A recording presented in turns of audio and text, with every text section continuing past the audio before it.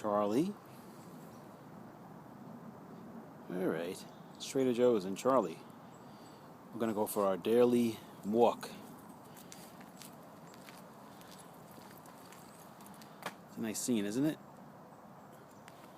On this side of the street, there's a big piece of land. It must be about 10-15 acres, maybe 20 acres. And it's cool because you could see there was like a horse paddock over there. You can see a trail winding around it. One guy owns all this land going back. It goes up for like at least a mile of land.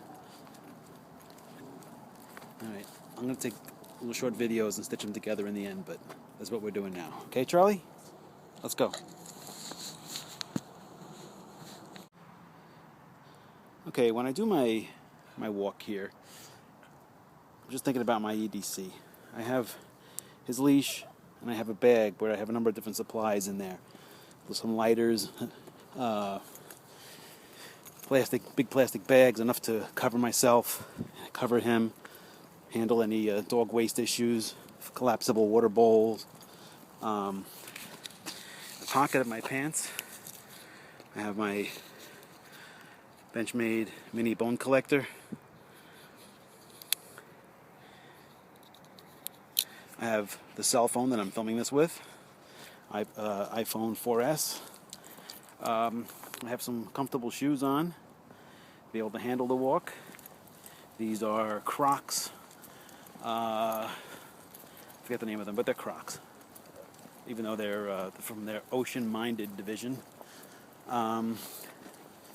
I have some paper towels in my pocket, and I guess any ID for me. I have like a dog tag around my neck with my name and address, phone number, blood type, and parents' contact information, things like that, in the event something happens to me. So, plus, the knife and the other things I have are like, let's say I'm walking with him in some very rural area here, and something, who knows what could happen, and I end up having to hike through land or something like that overnight or something. Who knows what could happen. I like being ultra prepared. So that's that. We'll continue on. Charlie? Another thing I think about as I'm going is I'm always just scanning the environment around me, thinking like what I don't know if it's the Boy Scout in me or not, but I'm always thinking, if something happened to me, what could I do? If I broke my leg, could I fashion these sticks over here into like a makeshift cast to get myself back, or use them as crutches or something, or if I see a big can, if I could think I could use an empty beer can as a hobo stove or something. It's always like worst case scenario stuff. I'm sure other people do the same kind of thing, and like what if you had to live in this environment somehow, if society had collapsed, there's like a fallen tree over here. Could I make a shelter out of this in some way? There's plenty of branches laying down this way. I could weave sticks into the branches and pile some debris on it, all these leaves and stuff like that, Who knows? I'm always thinking of that. Like with that wood, that would be nice wood to make a fire with, It looks like nice and dry in the middle, otherwise it wouldn't have snapped off over there. It'd be nice.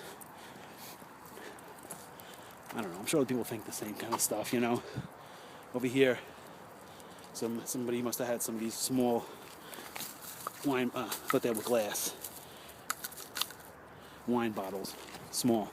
But if they were glass, I was thinking like I had a fire going and I collected some water, I could sterilize water inside them. Just like stuff I'm always just thinking about.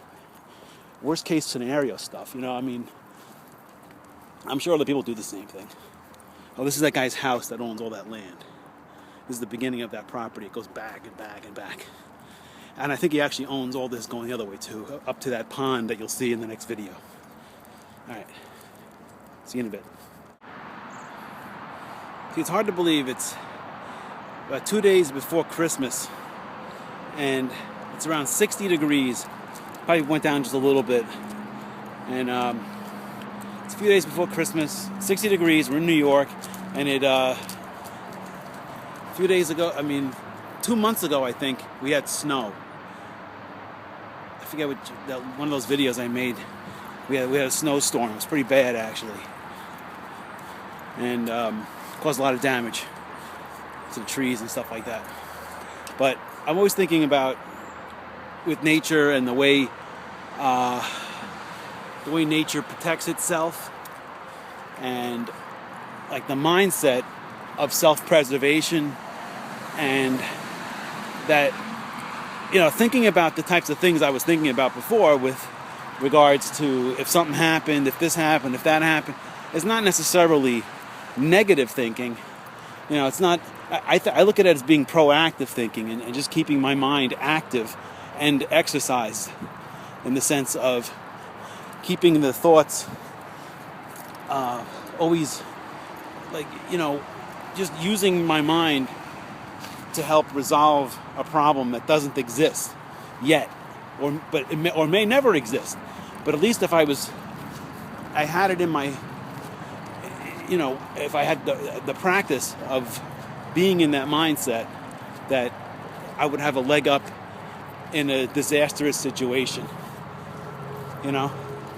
That's all. All right, I gotta continue on with the dog.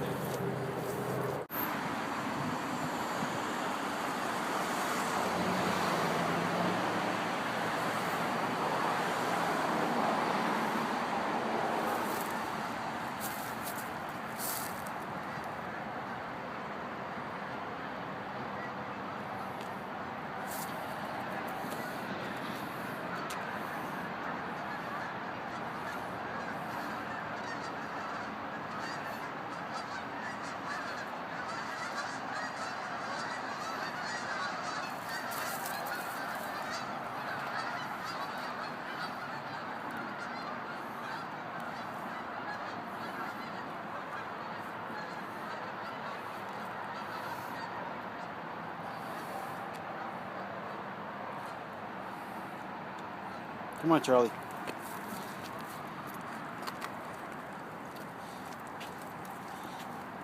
Now, I know some people may regard some of that thinking I was just talking about as being negative thinking, or stinking thinking, or what-ifing, because it's pretty unlikely that any situation could occur where I live, when you consider the amount of cars you're seeing right here, that I couldn't get some kind of help if the worst thing ever happened. But I always think, like, I'm not always going to be right here. I'm not always going to be in this spot when the worst thing happens, and who knows what could really ever happen, So I like to keep my mind just thinking about the possibilities, and